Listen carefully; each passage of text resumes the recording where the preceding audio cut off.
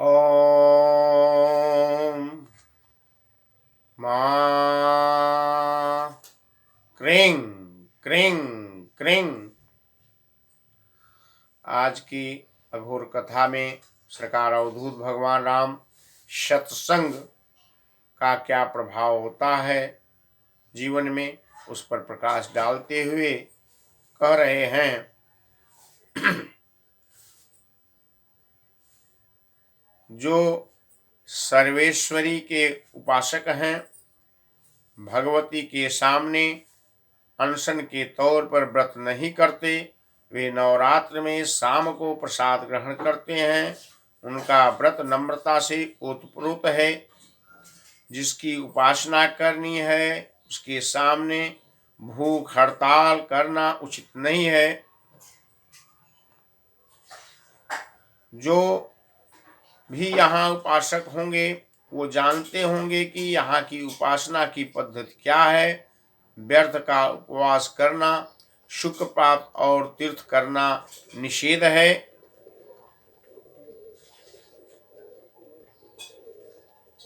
बहुत से देवता जिन्हें महा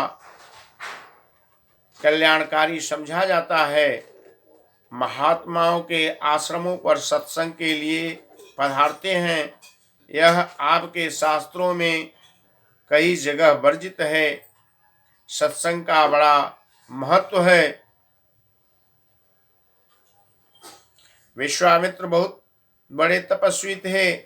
हजारों वर्ष की तपस्या किसी कला द्वारा थोड़े समय में ही कर लेते थे। वशिष्ठ बड़े ही सत्संगी थे। वे ज्यादा तप के चक्कर में नहीं रहते थे, सत्संग अधिक करते थे। एक बार दोनों जब एकत्र हुए तो सत्संग बड़ा है कि तप, इसके लिए दोनों में बड़ा विचार विमर्श हुआ।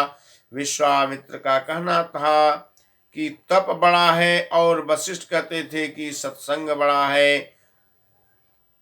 दोनों शेषनाग के यहाँ गए और कहे कि आप इसका फैसला कर दीजिए। शेषनाग ने कहा कि हम तो बड़ी पृथ्वी का भार लिए हैं, हमारे पास फुर्सत नहीं है कि इसका फैसला करें, इसलिए आप लोग कोई युक्ति करें तो हम इसका निर्णय दें। विश्वामित्र ने कहा कि सहस्त्र वर्ष की तपस्या का फल मैं दे रहा हूँ, पर जरा सा भी पृथ्वी टसमस नहीं हुई। वशिष्ठ ने कहा कि मैं अपने सत्संग पुण्य आपको दे रहा हूँ। इतना कहते ही पृथ्वी उनके मस्तक से उठकर आकाश में टकरा गई। शेषनाग का फैसला मुख से सुनने की आवश्यकता ही नहीं पड़ी। कितना बड़ा सत्संग का पुण्य है, कितना बड़ा वह रत्न है जो व्यक्ति से प्राप्त करता है।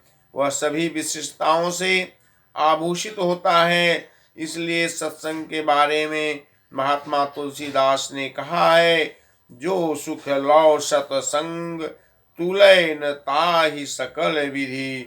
जिस सत्संग को आप गोष्ठी में प्राप्त कर रहे हैं उसे अपनी तपस्या से भी ऊंची वस्तु समझें और संग्रह करें।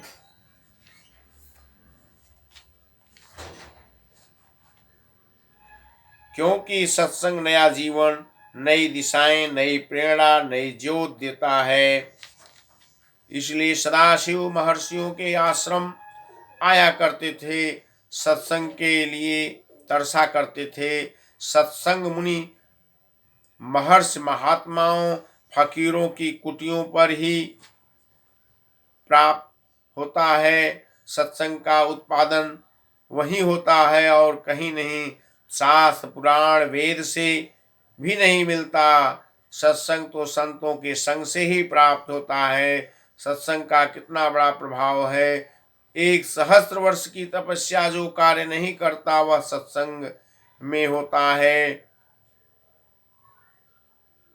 आप आराधना पूजा के साथ साथ सत्संग में जो समय देते हैं और जो सुनते विचारते हैं उसे सही ढंग से जीवन में उतारना भी चाहिए, क्योंकि हमारे जीवन का सबसे बड़ा पुण्य वही बन सकता है। गृहस्थ जीवन ही साधना के लिए श्रेयस्कर है। इस पर सरकार बाबा ने कहा है, गृहस्थ जीवन में जल्दी से जल्दी जो साधना करेंगे, विरक्त जीवन में नहीं करेंगे, क्योंकि गृहस्थ जीवन में आपको मनुष्य का प्राकृतिक धर्म सही रूप से प्राप्त रहता है। विरक्त जीवन में तो तितिक्षा में पड़े रहते हैं, व्याकुल रहते हैं। आप याद रखें, गौतम बुद्ध के पूर्व मामूली ही कोई विरक्त दुखी होगा, नहीं तो सभी ऋषियों को गृहस्थ ही पाएंगे। बाद में नाना कवि रामकृष्ण परमहंस को भी गृहस्थ आश्रम में ही पाएंगे। आपकी साधना में आपकी स्त्री, बच्चे, कुटुंब, परिवार कोई बाधक नहीं हो सकते। यदि वे मूर्ख भी होंगे तो आपसे सहयोग करने के लिए कहेंगे। अपने आश्रम में सदाचार से निष्ठावान होकर आश्रम धर्म में लगे रहें, तो जो प्राकृतिक नियम है जो मनुष्य को बाध्य करते हैं, उससे आप तत्क्षण बचेंगे और आपकी सहायता होगी। आप अपनी साधना में जल्दी से जल्दी सिद्धि प्राप्त करेंगे। आपका समूह भी यही कहता है कि आप अपने घर, गांव, नगर जहाँ भी रहते हैं, आप विचारवानों के साथ रहिए, उनके विचारों से लाभ उठाइए। साथ ही हम लोग रोज ही आपके साथ बात करते रहते हैं।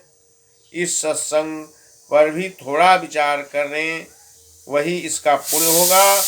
और जिस पर अपने विचार नहीं किया, अमल नहीं किया, वह पुण्य उसका नहीं होगा। स्वात्मा